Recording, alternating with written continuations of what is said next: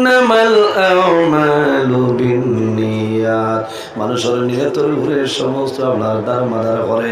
বান্দা যদি তোমার নিয়ত ভালো হয়ে যায়, তোমার জীবন ভালো, কোনো অসুবিধা নাই। আর যদি নিয়ত তোমার খারাপ থাকে, তোমার জীবন তোমার জন্য বরবাদ হয়ে যাইব। হযরত আদম আলাইহিস সালাম আল্লাহ বানাইল, মা হাওয়া আলাইহিস সালাম আল্লাহ বানাইলা, জান্নাতের মধ্যে লাগা দিলা।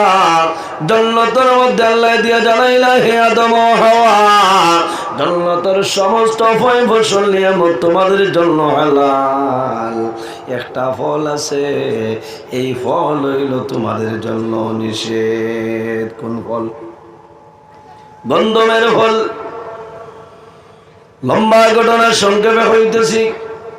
শয়তানের প্রলোভন বলিয়া আদম এবং হাওয়ায় এই ফলটা খাইছিল। খাবার পরে ব্যতিক্রমীয় ভাই আল্লাহ জান্নাতে উলঙ্গ অবস্থায় বিতাড়িত করিয়া আল্লাহ ফলাইছে।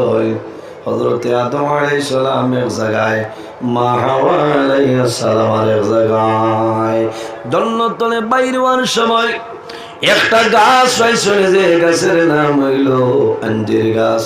হযরত আদম আলাইহিস সালাম